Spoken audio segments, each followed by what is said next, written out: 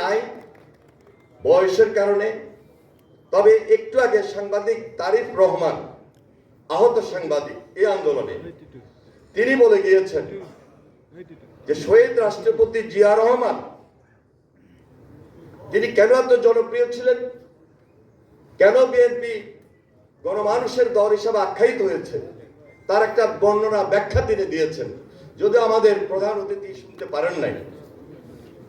তার ব্যাখ্যাটা এমন ছিল যে প্রেসিডেন্ট জিয়া সাংবাদিকদেরকে ডেকে আলাদা কথা বলতেন এবং সাংবাদিকরা খেয়েছে কিনা, সাংবাদিকদের কার্যক্রম নিয়ে তিনি একান্তে কথা বলতেন। এটা বিরল বিরল ঘটনা ছিল সে সময়ে। তখন তো কোনো ইলেকট্রনিক্স মিডিয়া ছিল না। তাহলে প্রেসিডেন্ট জিয়ার স্বাধীনতার যে স্মৃতিগুলো, ছবিগুলো যুদ্ধের, মুক্তিযুদ্ধের এখন পর্যন্ত প্রদর্শিত হচ্ছে, সেটাও কিন্তু ফটো জার্নালিস্ট অ্যাসোসিয়েশন আপনাদের এই অবদান এবং আপনাদের হাতের এই ছবি। এর পরবর্তীতে আপসীন দেশনেত্রী বেগম খালেদা জিয়া, যার নেতৃত্বে আমরা দেশব্যাপী আন্দোলন সংগ্রাম করেছি, আপসীন নেত্রী হিসাবে যিনি এই দেশের সামনে, জাতির সামনে এখন পর্যন্ত আপসীন ভূমিকা থেকে তার প্রতি দেশের মানুষের যে ভালোবাসা, যে শ্রদ্ধা,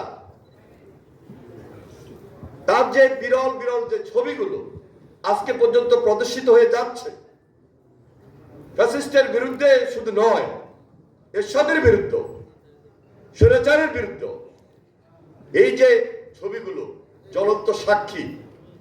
সেই জন্য এই যে বিএনপি গণমানুষের দল হিসাবে যে ধারাবাহিক নেতৃত্ব, ধারাবাহিক রাজনীতি, সেটি হল আরেকটি প্রমাণ। এই ফটো জার্নালিস্ট অ্যাসোসিয়েশনের নেতৃবৃন্দ হিসাবে আপনারা যারা ছবিগুলো তুলেছিলেন, আজকে আমাদের নেতা ভারপ্রাপ্ত চেয়ারম্যান জনাব তারেক রহমান ইচ্ছে করলে আমাদের বিএনপি নেতৃবৃন্দের মাধ্যমে, আমাদের অঙ্গ সংগঠনের মাধ্যমে বিগত আন্দোলন সংগ্রামে যারা শহীদ হয়েছে, গুম হয়েছে, খুন হয়েছে, তাদের বাড়িতে বাড়িতে আমাদেরকে পাঠিয়ে দিয়ে আমরা তাদের পাশে দাঁড়াতে পারতাম এবং দাঁড়িয়েছি এলাকা ভিত্তিক। কিন্তু তারেক রহমান তার নিজের চিন্তায় তিনি একটা আলাদা, এটাকে আমি সম্পূর্ণ অরাজনীতিকে বলবো, যদিও বিএনপি পরিবার নাম আছে, তার নিজের থিম থেকে আলাদা একটা সংগঠন তৈরি করেছে। এই সংগঠনের কাজই হলো যে মানবতার পাশে দাঁড়ানো, মানব কল্যাণে থাকা, সহায়তা করা, সহযোগিতা করা। এটা বিএনপির একটা সেল এবং এই সেলটা আমি মনে করি একটা পার্মানেন্ট সেল হিসাবে আত্মপ্রকাশ করেছে। এটা একটা মাইল ফলক। আমরা সামনে ভোটের আশা করতেছি, ভোট হবে,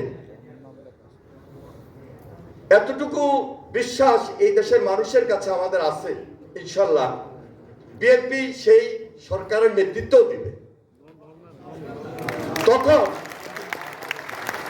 এই যে আমরা বিএনপি পরিবার যে কাজগুলো এখন করছি, তখন এটা আরো বেগবান হবে, আরো দায়িত্বশীলতার সহিত করবে এবং করতেই হবে। এটা জাতির প্রত্যাশা, সাধারণ মানুষের প্রত্যাশা। এবং যে পরিবারগুলো গুম হয়েছে, খুনের শিকার হয়েছে, তাদের আগ্রহ, তাদের চিন্তা, তাদের এই যে আকাঙ্ক্ষা এই দলের প্রতি, এটা আমরা বিএনপি পরিবারের প্রতিই থাকবে এবং বিএনপি পরিবারের দায়িত্ব হলো তাদের পাশে থাকা এবং তাদের পাশে থেকে এই কাজগুলো করে দেওয়া। প্রিয় ভাইরা, আপনারা লক্ষ্য করেছেন গত 1 সপ্তাহ 10 দিন জাতিসংঘের যে প্রতিবেদনটি প্রকাশ পেল সুইজারল্যান্ডের জেনেভা, সেখানে স্পষ্টভাবে বলেছে যে ফ্যাসিস্ট কিভাবে গুম করেছে, কিভাবে খুন করেছে, কিভাবে আয়নাঘর সৃষ্টি করেছে, কিভাবে হত্যা করেছে।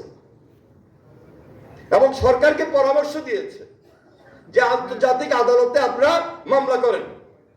এবং সেখানে শেখ হাসিনা যে সরাসরি নির্দেশ দিয়েছে, তাহলে শেখ হাসিনা কতটুকু অপরাধ করেছে, কি হত্যাকাণ্ডের সঙ্গে, কি গুম খুনের সঙ্গে সরাসরি জড়িত, এই যে ফটো জার্নালিস্ট অ্যাসোসিয়েশনের যাদের আজকে চোখ নাই, যারা পঙ্গুত্ব বরণ করেছেন, তার নির্দেশেই তো এগুলো হয়েছে। হেলিকপ্টার থেকে যে গুলিবর্ষণ করেছে, জুলাই আগস্ট যে আন্দোলন সর্বশেষ, সেখানে যে 1400-র উপরে খুনের কথা বলা হয়েছে, সরাসরি হত্যার নির্দেশ দিয়েছে। আমরা আগেও বলেছি, অনেকগুলো মিটিংয়ে বলেছি, আমি গতকালকেও বলেছি, হয়তোবা সব বিচার তারা করতে পারবেন না, কিন্তু বিচার আমাদেরকে করতে হবে। বিচার ছাড়া এই দেশে অন্য কিছু এই জাতি মেনে নেবে না। তাহলে এই আস্থাটা কার উপর, এই বিশ্বাসটা কার উপর? বিএনপির উপর এবং বিএনপির নেতা জনাব তারেক রহমানের। এই কারণে এই আস্থা, এই বিশ্বাস যে বিএনপি গণমানুষের দল, বিএনপি জনগণের দল এবং বিএনপির পক্ষে এই বিচারগুলো করা সম্ভব এবং বিএনপি করবে। এই কথা আমরা আজকে বলি।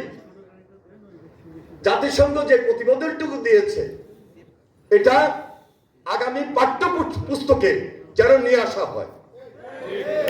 কিভাবে হত্যা হয়েছে এই প্রতিবেদনটা তো একটা দলিল, একটা ঐতিহাসিক দলিল, এবং এই দলিল সংরক্ষিত রাখতে হবে প্রজন্মের জন্য, প্রজন্ম থেকে প্রজন্মে জানার জন্য। ইনশাল্লাহ এই সরকারের কাছে আমাদের আবদার, আমাদের আহ্বান, আমাদের দাবি, তবে যদি না পারে ইনশাল্লাহ এই বাংলাদেশে বিএনপি যেদিন রাষ্ট্রীয় ক্ষমতার দায়িত্ব নেবে, বিএনপির দায়িত্ব হয়ে দাঁড়াবে এই কাজটুকু সম্পন্ন করা, এবং সেটি করতে হবে আজকে আমাদের ভারপ্রাপ্ত চেয়ারম্যান জনাব তারেক রহমানের উপর। ইনশাল্লাহ তার নির্দেশে কাজ করার জন্য আমরা এখনো মাঠে আছি, ভবিষ্যতে মাঠে থাকবো। তারেক জিয়ার হাতকে শক্তিশালী করার মধ্য দিয়ে, দেশের বেগম খালেদা জিয়ার হাতকে শক্তিশালী করার মধ্য দিয়ে আজকে যে মানবিক কাজগুলো আমরা শুরু করেছি,